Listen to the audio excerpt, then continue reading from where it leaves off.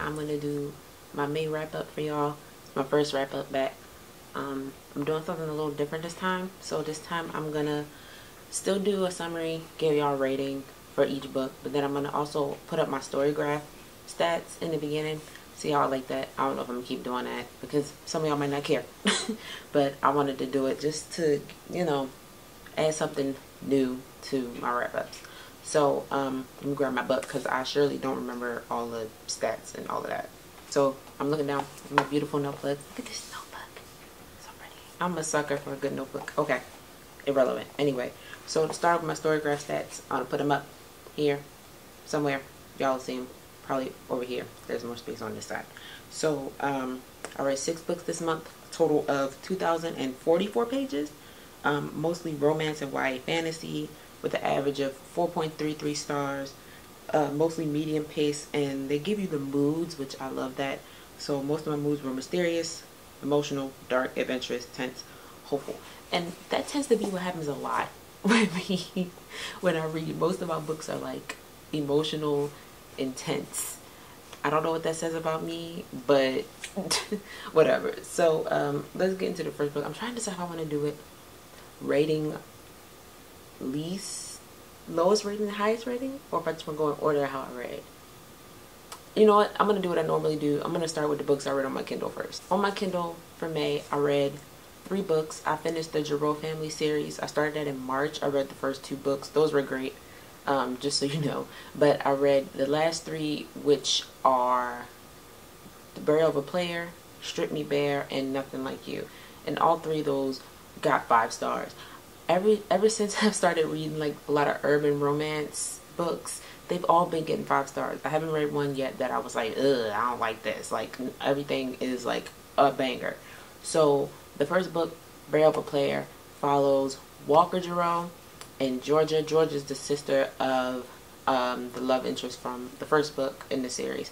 And they just, you know, had a little fling where they were friends, but they were still messing around. And then Georgia wants something more serious. Walker's not really into that, but when Georgia like finally walks away and it's for good, he starts to rethink things, and then, you know, he has to jump through all these hoops to get her back.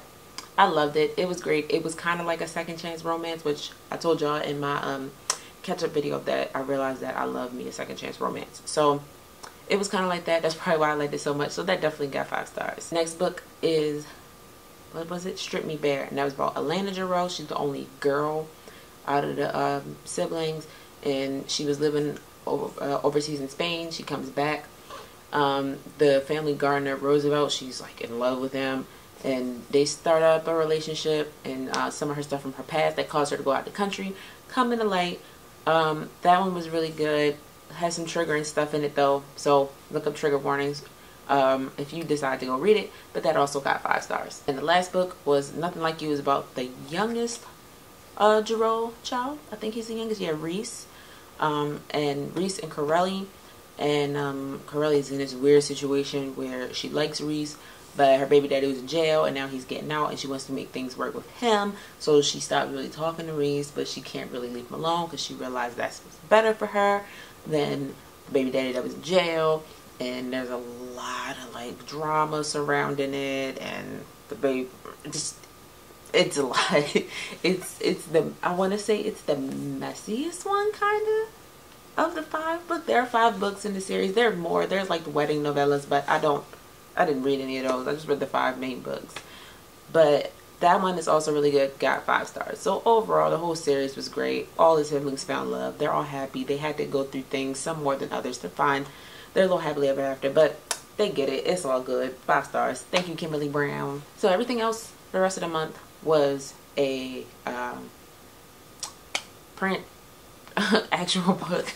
I don't know why words escape me so much. So first book is White Smoke by Tiffany Jackson.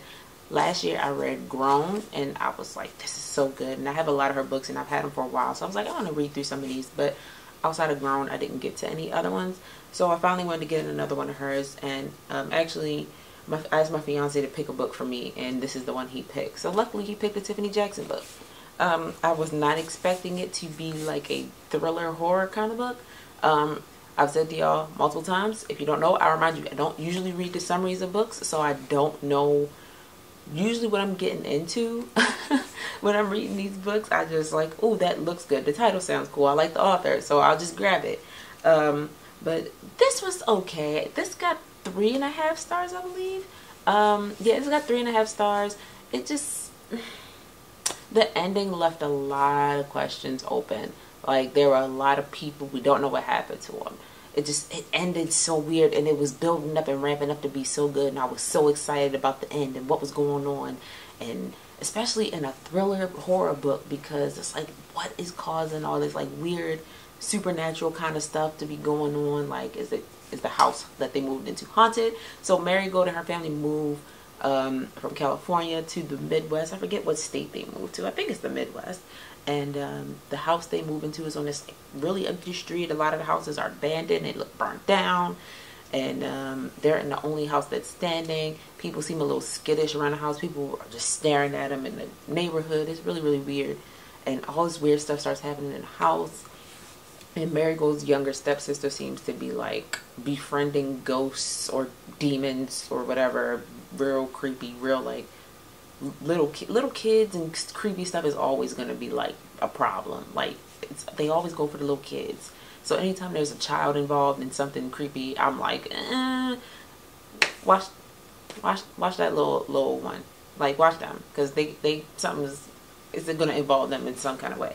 But I was just so disappointed in the ending. I wish it had ended a lot better. I wish it just could have went on for another maybe chapter or two to give us more information about what's going on.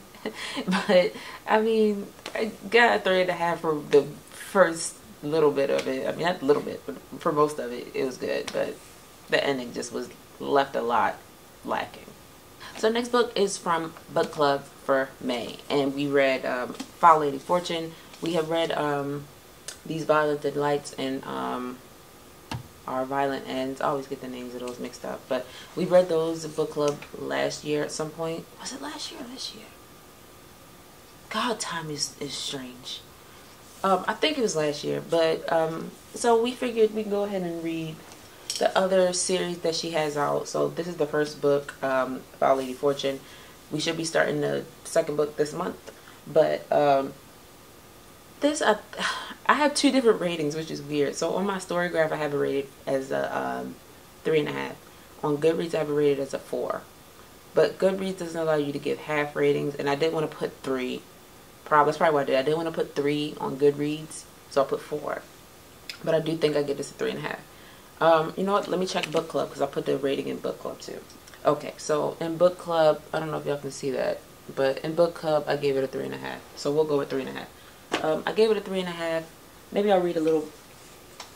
So I gave it a 3.5. Maybe I'll read a little bit of my post from Book Club. So I put, as usual, her writing is great. Chloe Gong is very good with words, which she is. It was a bit slow moving for me, and that's true. Like, it was her books tend to move very, very slow, and I feel like her books are probably better on a second read through, when you know like what's going on.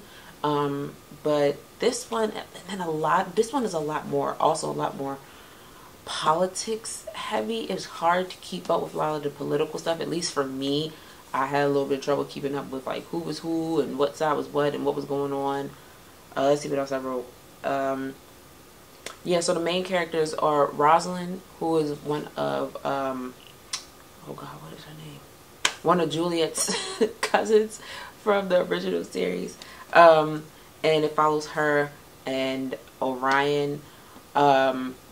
And not to give too much away, but it's in a little summary on the jacket, but Rosalind now cannot sleep or age or be hurt. She's essentially, I guess, immortal, because she got sick, and they took her to the shady doctor, the shady Russian doctor from the first series, and he injected her with something that made her this way, so she didn't die from the sickness that she had.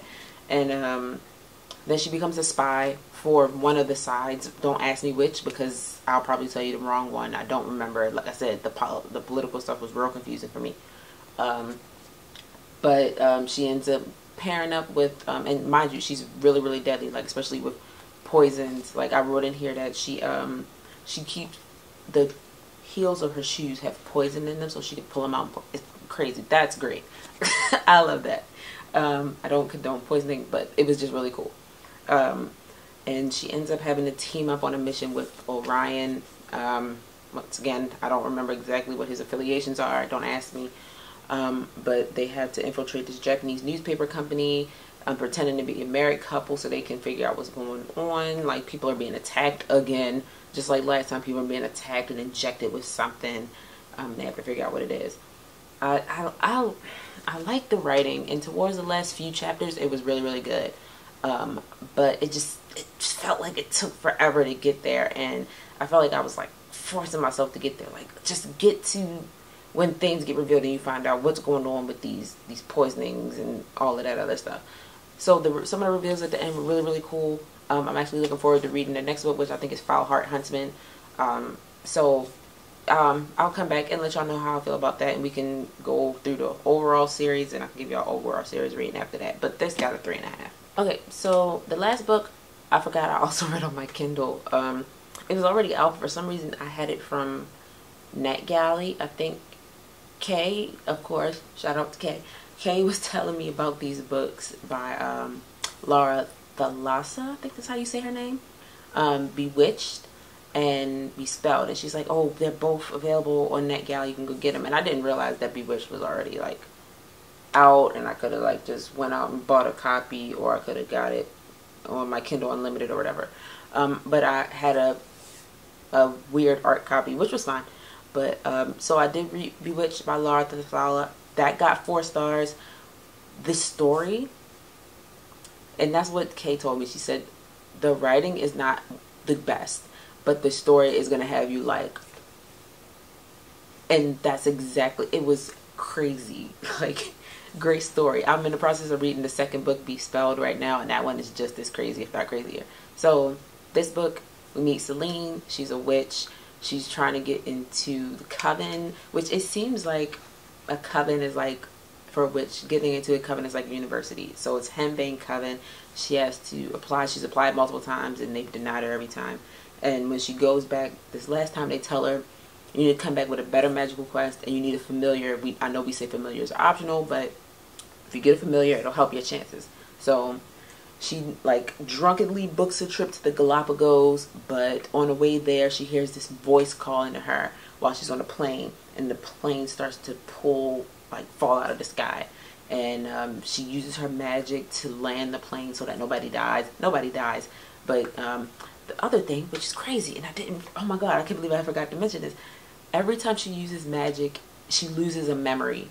So depending on how much magic she loses determines like how many memories, and she never knows what she's missing or whatever. So she writes down everything, so she remembers everything. She has all these planners and notebooks where she keeps everything, like even like directions to her best friend's house or how to make certain things. Like, it's crazy. That's like, when I found it out, I was like, hey, what am I reading?